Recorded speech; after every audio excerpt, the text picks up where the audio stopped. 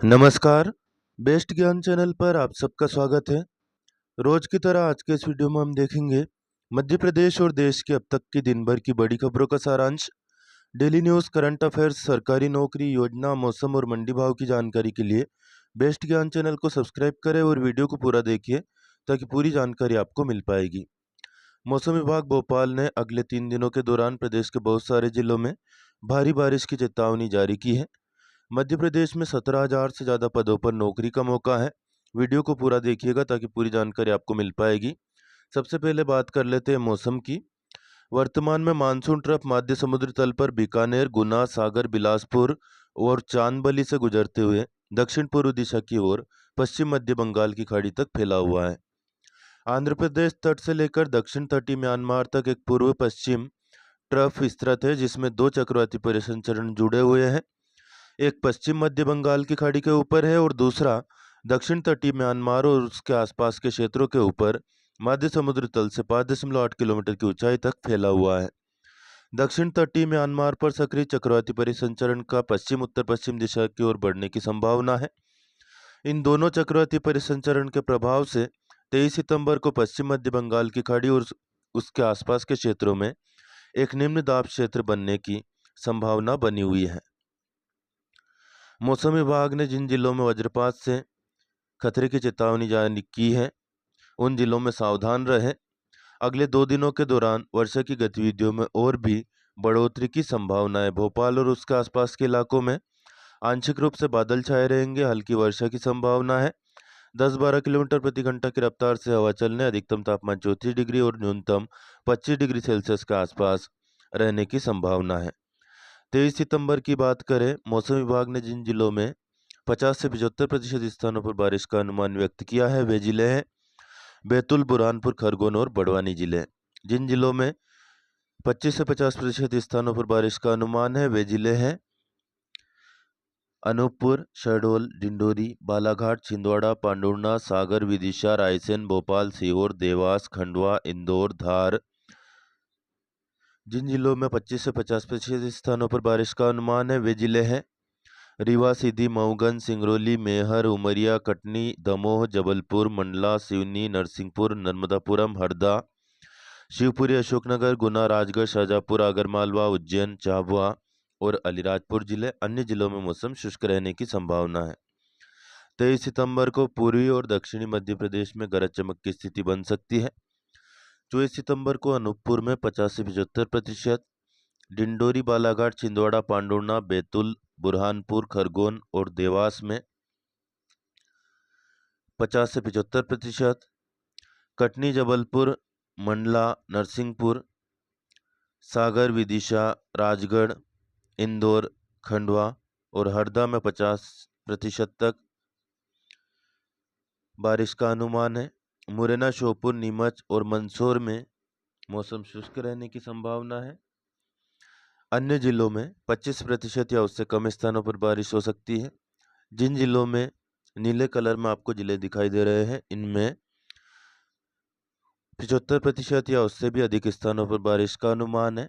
24 सितंबर को डिंडोरी, बालाघाट, छिंदवाड़ा, पांडुर्णा, बैतूल, बुरहानपुर, खरगोन और देवास जिले में कई कई पर भारी बारिश का अनुमान मौसम विभाग ने व्यक्त किया है।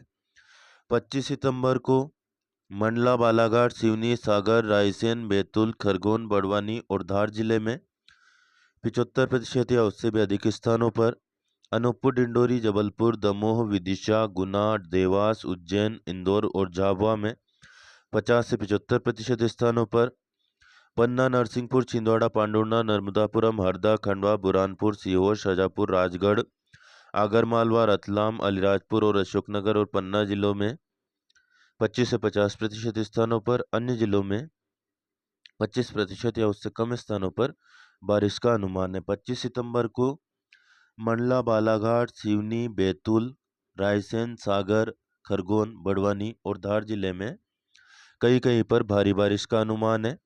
26 सितंबर को डिंडोरी, मंडला, बालाघाट, सिवनी, नर्मदापुरम, बैतूल, खरगोन और बड़वानी जिलों में 75% से अधिक स्थानों पर, पन्ना, जबलपुर, अनूपपुर, विदिशा, राजगढ़, उज्जैन, हरदा, खंडवा और बुरहानपुर में 50 से 75% स्थानों पर, सिंगरौली, रीवा, सतना, शहडोल, कटनी, सागर, अशोकनगर, रायसेन, छिंदवाड़ा, पांडुर्णा, भोपाल, सीहोर, शाजापुर, आगरमालवा, देवास, इंदौर, धार, झाबुआ और रतलाम में 50% तक स्थानों पर और अन्य जिलों में 25% या उससे कम स्थानों पर बारिश का अनुमान है। 26 सितंबर को डिंडोरी, मंडला, बालाघाट, सिवनी, नर्मदापुरम, बैतूल, रायसेन और बड़वानी जिलों में कहीं कहीं पर भारी बारिश का अलर्ट मौसम विभाग ने जारी किया है। प्रमुख राष्ट्रीय अंतर्राष्ट्रीय खबरों की बात करें, प्रधानमंत्री नरेंद्र मोदी और अमेरिका के राष्ट्रपति जो बाइडेन ने अपनी द्विपक्षीय वार्ता के दौरान भारत में नया सेमीकंडक्टर विनिर्माण संयंत्र यानी कि सेमीकंडक्टर मैन्युफैक्चरिंग संयंत्र स्थापित करने के बारे में ऐतिहासिक समझौता हुआ, इसका स्वागत किया है। सेमीकंडक्टर जो चिप होते हैं उनको कहते हैं, आप फोटो यहाँ पर देख सकते हैं। भारत ने 45वां फिडे चेस ओलंपियाड जीत लिया है। पुरुष और महिला दोनों ने ही कीर्तिमान हासिल करते हुए गोल्ड मेडल हासिल किए। प्रमुख शतरंज के खिलाड़ियों को आप यहाँ पर फोटो में देख सकते हैं।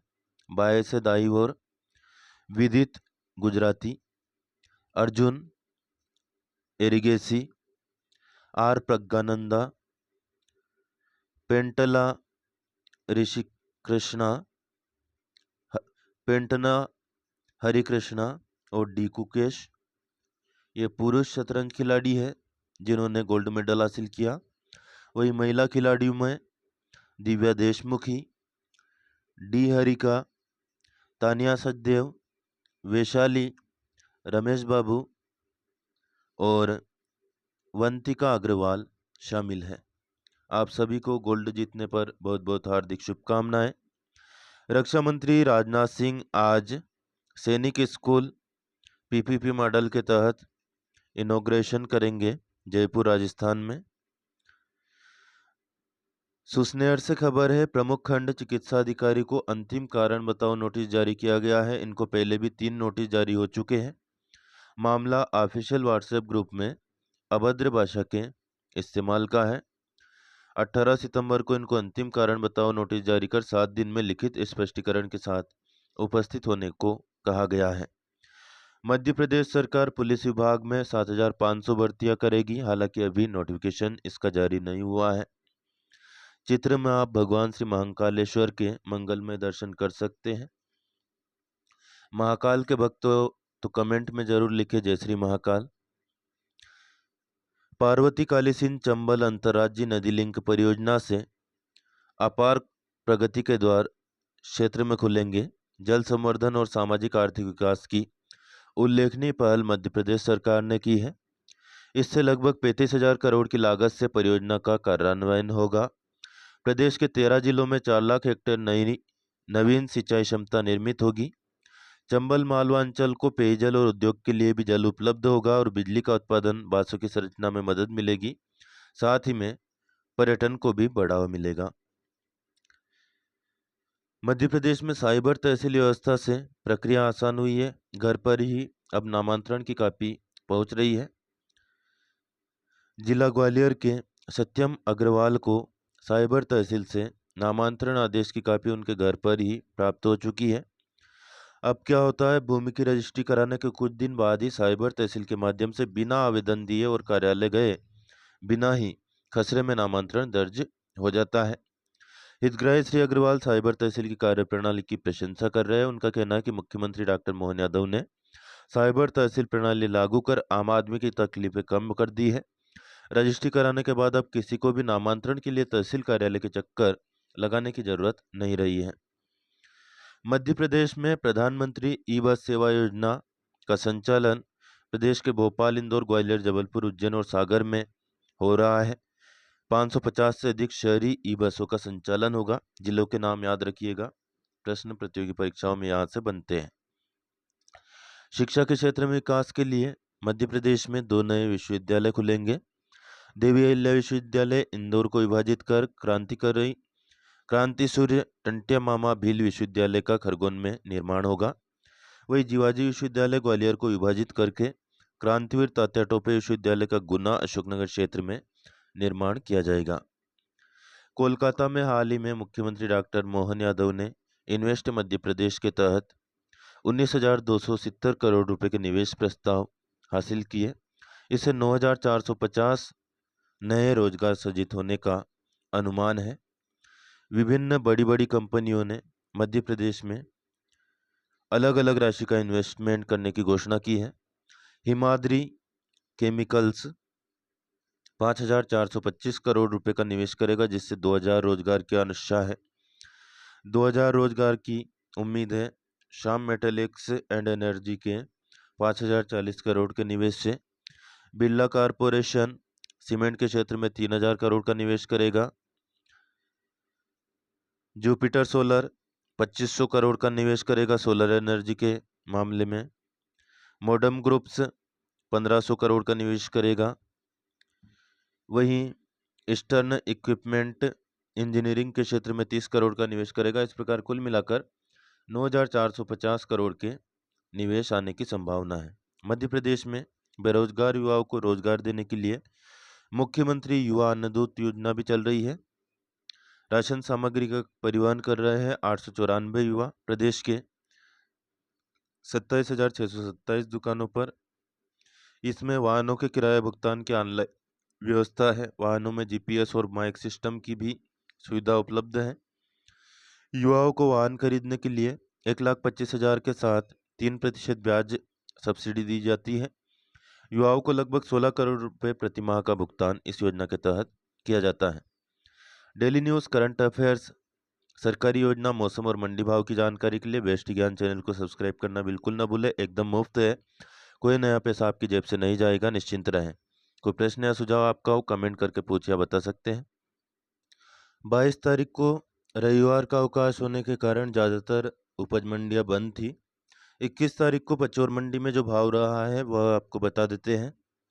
सोयाबीन का अधिकतम भाव 4,610 पचौर मंडी में रहा। गेहूं का अधिकतम भाव 2752, चना का आटा 7225, मसूर 6285, सरसों 6,070, धनिया 6,000, चना का अपटू 8,400 रुपये प्रति क्विंटल तक बिका। फिलहाल इस वीडियो में इतना ही। लाइक, शेयर और सब्सक्राइब करना बिल्कुल ना भूलें। कोई प्रश्न या सुझाव हो तो कमेंट करके जरूर पूछ या बता सकते हैं। धन्यवाद। जय जवान, जय किसान, जय हिंद, जय भारत।